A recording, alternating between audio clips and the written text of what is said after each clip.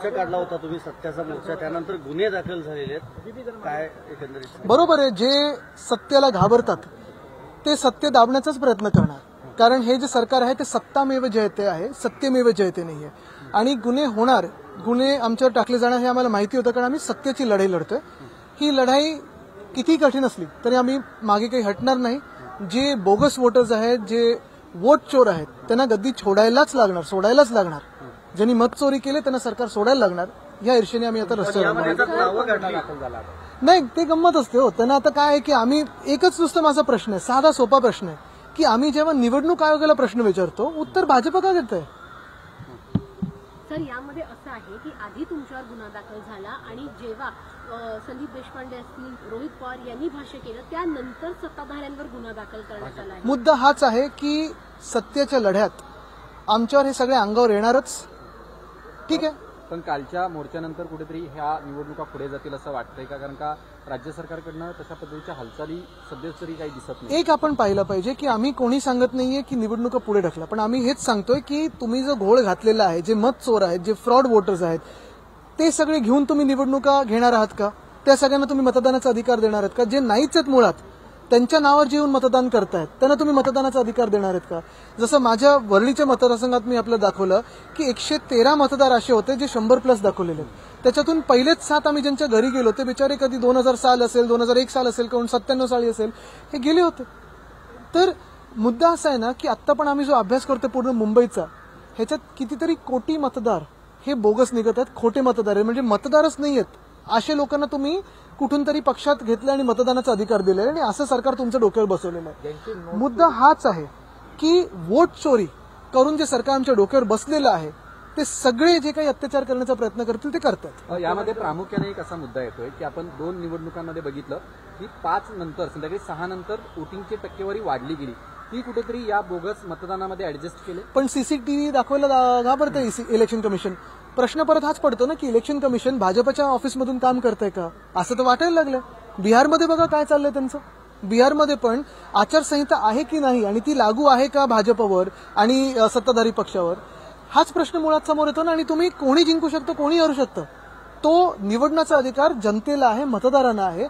पण आज जर तुम्ही तोच अधिकार घेत असाल तर तुमच्या मताची व्हॅल्यू काय राहिली, किंमत काय तुमच्या मताला? कालच्या भाषणामध्ये उद्धवजींनी त्यांच्या बाबतीत जे तुमच्या कुटुंबाच्या बाबतीत मतदानाच्या व्हेरिफिकेशनाबाबत जी गोष्ट सांगितली, त्या बाबतीत तुम्ही काही निवडणूक आयोगाच्या विरोधात एक अर्थात आम्ही लिगली पुढे जाणारच आहोत त्याच्यात. पण धक्कादायक गोष्ट हीच आहे की आमच्या घरी ते चेकिंगला आले, त्यांनी त्यांचं कर्तव्य पाळलं, ते 3-4 लोक होते, पण कोणीतरी आमच्या नावावर खोटा मोबाईल फोन रजिस्टर करून ओटीपी घेण्याचा प्रयत्न करत होता. कदाचित आमचा मताचा अधिकार डिलीट करण्याचा प्रयत्न होता किंवा शिफ्टिंगचा प्रयत्न होता किंवा डुप्लिकेट करण्याचा प्रयत्न होता.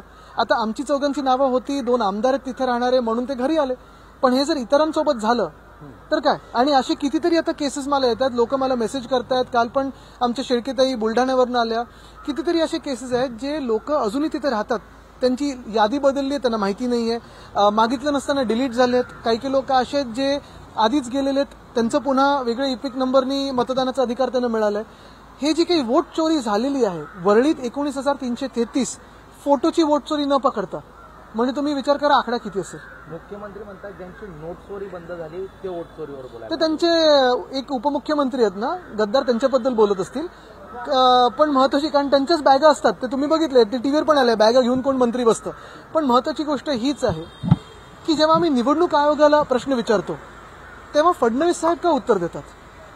आत्ता आपण राज्याची कायदा सुव्यवस्थेची परिस्थिती बघतच आहात, राज्यात शेतकरी त्रस्त हे बघत आहात. फडणवीस साहेबांनी अजून एक जिम्मेदारी घेतलेली आहे, ती म्हणजे बिहारमध्ये प्रचार करण्याची. आणि आता राहुल गांधींनी विचारो किंवा मी विचारो, त्या प्रश्नाचं उत्तर निवडणूक आयोगाला द्यायचं की ह्यांनी द्यायचं हे त्यांनी ठरवायला पाहिजे. मतदार यादीत अडचणी आहेत आम्ही मान्य करतो असं देखील चांगलं आहे, मग साफ करून घ्या. तुमचंच एक तर निवडणूक आयोग द्या आदेश. स्टेजवर मला वाटतं त्यांनी आलेच तर आनंदच आहे सगळ्या पक्षांनी. बघा काल संयुक्त महाराष्ट्रानंतर अजून एक असा दिवस होता की सगळे पक्ष एकवटले होते, नागरिक आले होते रस्त्यावर, केवढा मोठा मोर्चा निघाला तो. हे सगळेच नागरिक एकच मागतायत की आमचा मतदानाचा जो अधिकार आहे तो वोटच्या व्हॅल्यूमध्ये, आणि जर वोट चोरी झाली तर तो अधिकार आमचा निघून जातो, ते व्हॅल्यू निघून जातो. जसं विरोधकांकडनं मतदार याद्या पडताळून पाहिल्या जात आहे, त्याच्यावर काम केलं जात आहे, तसंच उपमुख्यमंत्री एकनाथ शिंदे यांच्याकडनं सुद्धा त्यांच्या कार्यकर्त्यांना आदेश दिले की मतदार याद्या पडताळून बघा. याचा अर्थ त्यांचा पण विश्वास नाही आहे असं म्हणायचं सरकारमध्ये राहून. चुकीचं काही दिसलं तर गावी जातील परत एकदा चंद्र बघून. रायगडमध्ये अजित पवार यांची राष्ट्रवादी आणि तुमची शिवसेना महेंद्र थोरवे यांना अडचणीत आणण्यासाठी एकत्र येते. बघा, जे कोणी काही चुकीचं काम करत असतील, आम्ही विरोधी पक्ष म्हणूनच नाही तर सत्ताधारी पक्ष म्हणून जेव्हा होतो तेव्हा आम्ही रोख लावण्याचा प्रयत्न करत होतो. हे काही कुठचं ग्रुपिंग नाहीये. पण महत्वाची गोष्ट आहे की आता ते जे 3 ट्रिपल इंजिन बसलेलं आहे, मला वाटतं त्यांनी आता उत्तर द्यावं की कर्जमाफी कधी होणार, कर्जमुक्ती कधी होणार, शेतकऱ्यांना मदत कधी होणार, ह्याचं पहिलं उत्तर द्यावं. हे एकामेकांवर स्वार करतायत. आम्ही सरकार जे चुकीचं करतं ते दाखवण्याचा प्रयत्न करतोय, पण आज शेतकरी हैराण आहे, त्रस्त आहे. जे काही त्यांनी सांगितलं जूनमध्ये करू, मग तेव्हापर्यंत शेतकरी काय करणार? गुवाहाटीचा किस्सा एक सांगण्यात आला आहे. शिंदे गटाचे आमदार आहेत बालाजी कल्याणकर, त्यांनी सांगितलं आहे की मी जेव्हा गुवाहाटीला गेलो तर मी जेवायला देखील तयार होतो, मी पळायच्या तयारीत होतो, मात्र शिरसाटांनी मला अडवलं आणि समजूत घातली. असे नाके नऊ आले होते एक आमदार गोळा करताना. मला वाटतं एक महत्वाचं आहे, गुवाहाटीत वेगवेगळे किस्से खूप झालेत, काही टीव्हीवर बोलण्यासारखे पण नाही आहेत. पण महत्वाची गोष्ट हेच आहे की जे आमदार पळून गेले होते किंवा जे आता ज्यांना वाटलं की जसे तुम्ही पाहिलं असेल शिरसाट जसं बॅग वगैरे घेऊन बसले तसं सगळ्यांनाच मिळेल, आता सत्य परिस्थिती लोकांसमोर यायला लागली आहे. पण मुद्दा हाच आहे ना की एक नैतिकता पाळून ज्यांनी गद्दारी केली त्यांनी आता स्वतःचा चेहरा आरशात बघावा.